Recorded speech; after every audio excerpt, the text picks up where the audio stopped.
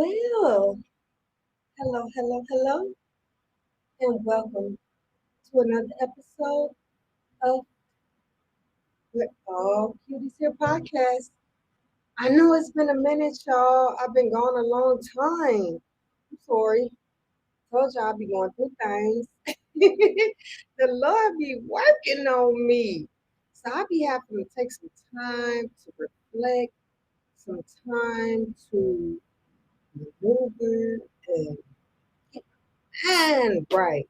So yes, I am here with another episode of course, you know what it is, but it's your number one cutie here, and I am so happy to be back. Man, let me tell y'all, this thing here done got real on me, y'all. It done got so real, it ain't even no joke. I'm serious. Like, man, the testimony I got for y'all today, it ain't nothing to play with, but it's so real and it's so serious and it's so truthful. And have you ever noticed that whenever I take a break and come back, I come back on Testimony Tuesday? I think God likes for me to testify. Yeah, I got a lot of testimonies to tell. So let's get started. All right. First off, I want to say hi to YouTube. We got our YouTube out there. Hey, YouTube. YouTube is up and listening. We are live on YouTube. And I'm excited about it, man. You can catch me at Cutie's Company on YouTube. And also, I don't know if you all know that our podcast streams on our website. Yes, it streams on our website. So you can also catch us on cuties.org. Yes. So let's go. Let's get into this thing now. I'm excited about it. I'm a little nervous. I've been gone too long, y'all. I've been in hibernation. So I'm back though.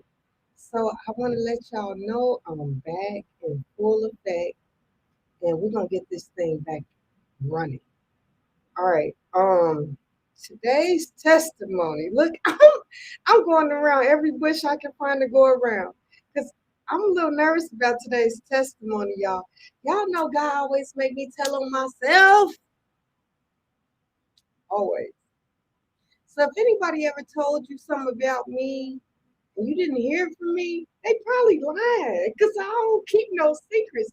I tell my own testimonies and welcome to Testimony Tuesday. Yes, it's a testimony day. Listen, and I got a good one for you today. All right. I guess it's time to spit it out. Y'all ready to hear it? You can tell I'm nervous because I'm trying my best not to tell this testimony, but I'm gonna tell it. This is what I was told to talk about today. So I'm gonna talk about it, y'all. Let's do it. Let's do it. I call this testimony the grace bomb. Mm, boom, bang, boom, pow. The grace bomb. Yeah, that's what we call this testimony.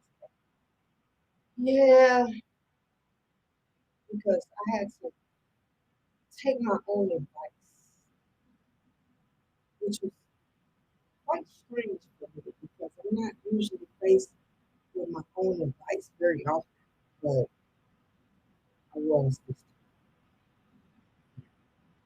So let's get to it. All right, let's go. So, as many of you may know, and those of you who may not know, I have three daughters. Three. Mhm. And my middle child has some, let me check my words now, had severe asthma. I'm speaking that thing off. Look, I ain't speaking that into her life anymore. She had severe asthma since the age of 2. And when I tell you it's been severe, I mean, we've been in so many hospitals, so many ICUs. But I want to testify about a time where I was forced to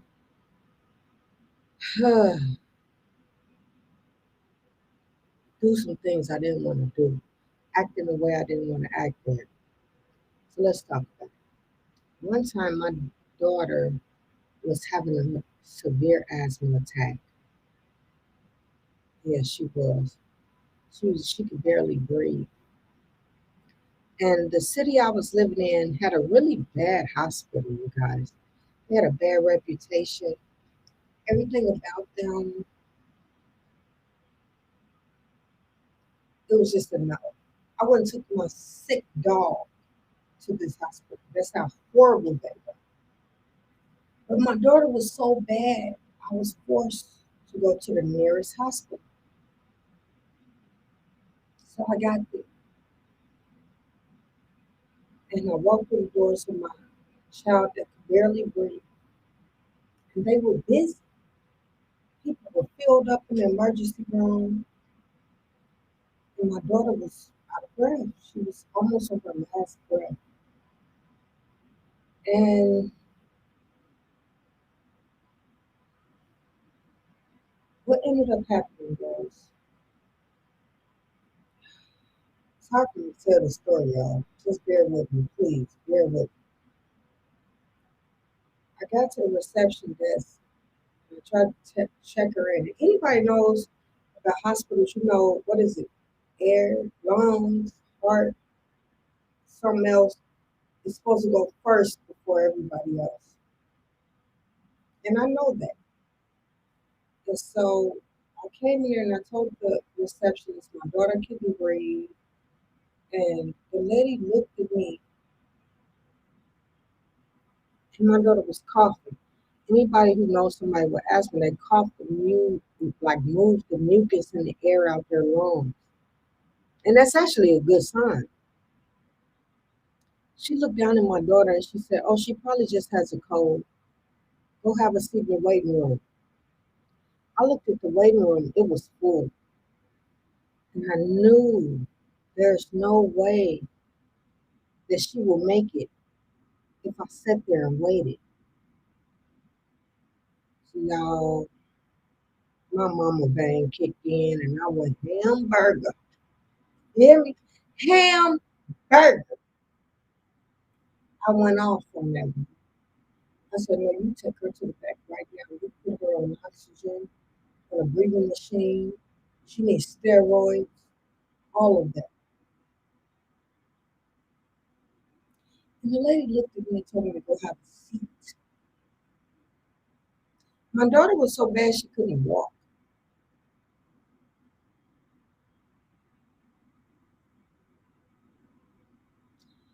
Y'all, I picked my baby up and she way more than me. This what made me start working out and get strong. Because my baby from the steroids had gained so much weight I couldn't carry her. I used to could carry her, but at this point she was about 13, 14 years old. She was a big girl. And after years of being pumped full of steroids, I couldn't carry her. So I squatted down and I put her on my back. I said, "Get on my back, baby." I put her on my back. And I said, "The hell with this hospital. I'll take her to another one." True story. Put her on my back and I ran out the hospital. And she ran out. Hold on.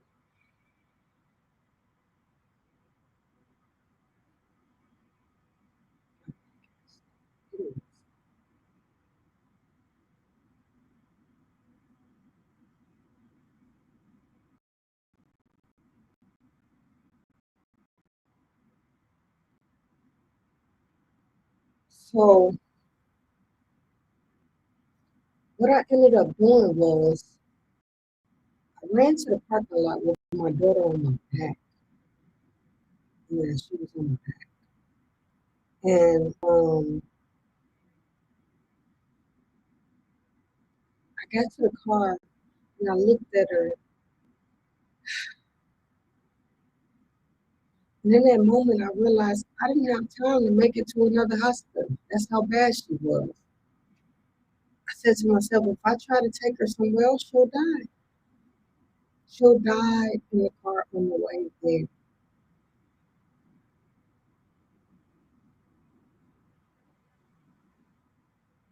So I put her back on my back and I ran back in the hospital and I fussed at the woman at the desk. I ain't gonna lie, I probably caught everything except for a child of God. So bad that security came in. I told the security what was going on. He looked at the lady at the desk and said, "Well, what's wrong with you?" Next thing you know, my daughter had a bed. And by this time, she was so bad, she was incoherent. She was so low without oxygen, she couldn't breathe. Me arguing with this woman caused my daughter to go into shock almost. They were about to intubate her.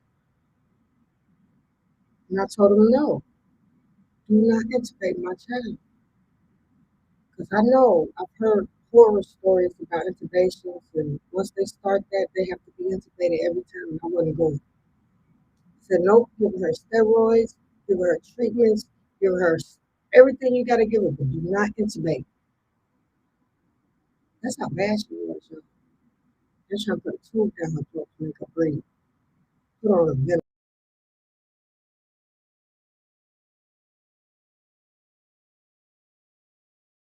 But I refused, and I wouldn't let them put my daughter on a ventilator. And what they ended up doing is giving her a shot of steroids. I didn't put it in her eye, but shot it up her, gave her treatment, and she finally came back. When I say I watched my daughter's eyes roll behind her head, because they first they got big, and she was looking at all these doctors and nurses around her, freaking out.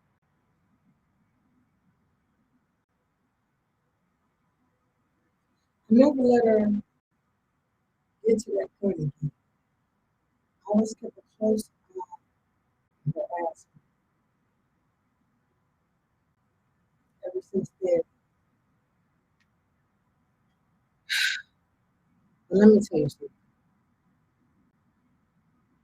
This is the prodigal child, the one that chose not to come before them, the one that stayed behind with her father. And I'm here to testify about how I got a phone call from a nurse, no, a registrar in the hospital yesterday morning. They were asking me questions, and I'm like, what are you talking about? And they were saying to me, we have your daughter here. And this was my biggest fear, y'all, was her having an asthma attack and it would be thousands of miles away. And couldn't get to her and help her. But see, that's where faith in God comes in. I had to believe and use my faith. I had to be like, you know what? God will protect my child. But I'm not around. So immediately, I called her and I'm trying to find out what's wrong with her. And she's in the hospital. Found out she had to take herself. Her father was on her. So now my baby's left to fend for herself. And I'm like, oh my God, what do I do? I tried to go on with my day, pretending like it wasn't bothering me in the back of my mind, but it truly was. And then later on that evening, my daughter messaged me and said she wasn't feeling well again. First of all, the hospital sent her home. So she had to drive herself home, unable to breathe, no help.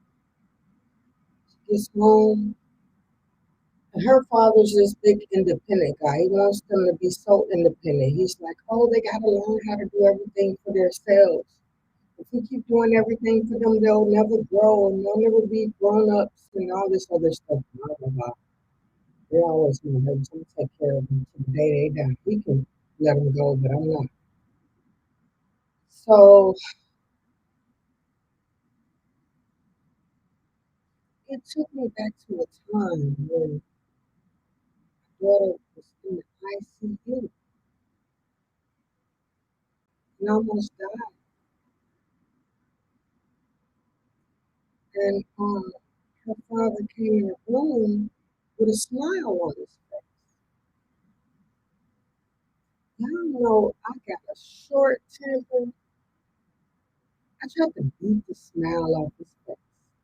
I kid you not, I did. I tried to beat the smile off of him.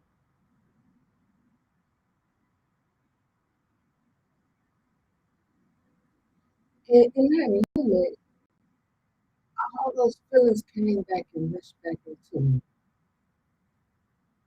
I said to myself, if I got to drive 19 hours, I will. I will get in the road and I will drive my baby. But God said no.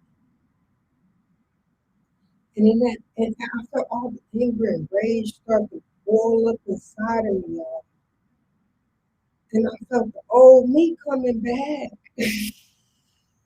I felt the old me coming back. And I was like, Lord, help me now because I'm not trying to hurt this man. Lord, don't let me do it. And literally,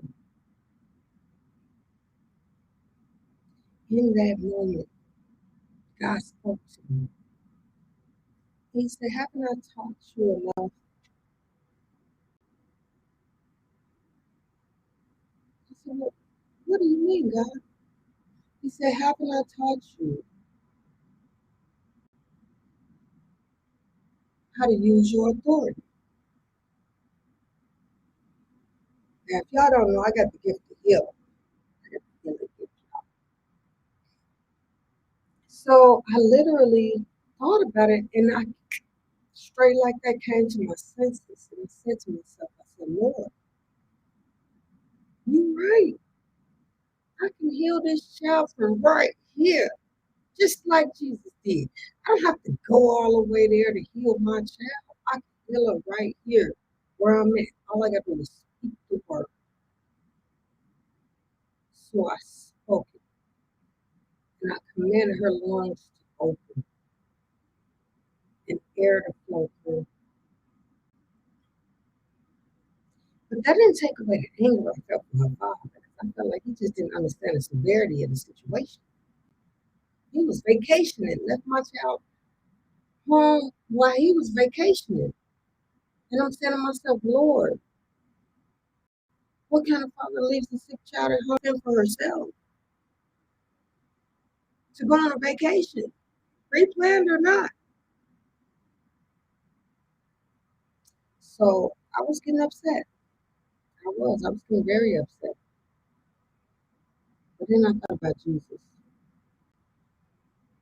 and the grace that he extended us. And I told myself, we got to extend the same grace to him that God extended to me. In that moment, I had to forgive, I had to accept, and I had to release. And that's what I did, y'all. I literally sat there and I was like, you know what? I'm not going to be upset because it's already done. I spoke the word and it will not return to me. Lord, my child is already healed. So when I extended that grace, I said, I'm not going to be upset. I'm just going to let him do him. I'm going to do what I do. I'm going to pray for my child. I kid you not 15 minutes after I prayed that prayer, my child called me and said, I feel so much better, so much better now.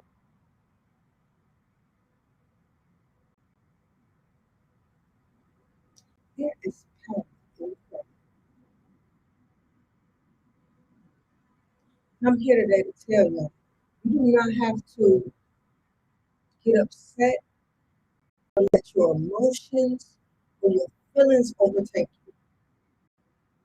Because when you got the grace of God on your life and the favor of God and the authority that's granted to you by Jesus Christ, you can move a mountain and tell it to throw itself in the sea. When that mountain came upon me and I wanted to jump in that car and drive 19 hours, and I said, why would you do that? Well, you could just use your authority. I preach and teach this thing. I talk about it all the time. And when it came down for minds to be tested, I almost failed that test because of anger and frustration and bitterness. But I'm here to tell you today, don't be bitter. Don't be angry.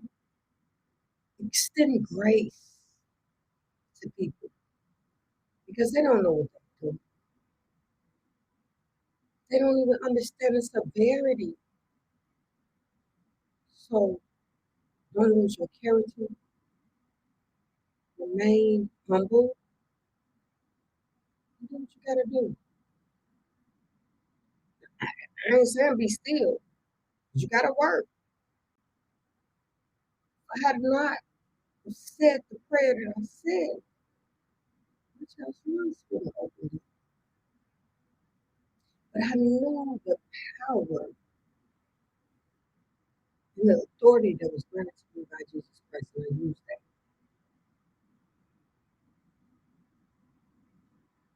But now, so now, so let me tell you, the quickest thing is the speed of thought.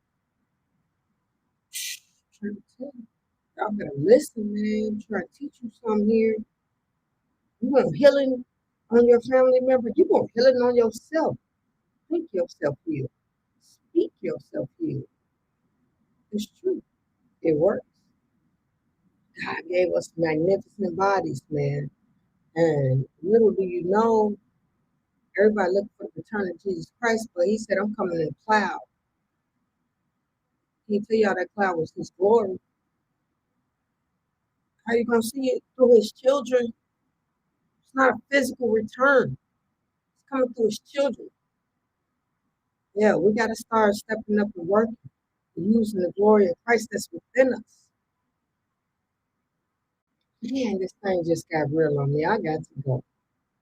I'm done. I love y'all, man.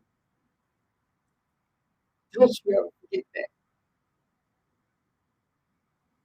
And thank you for tuning in to our fourth season. Make sure you remember that we're all kids here. All right, y'all. Bye bye. I'm out.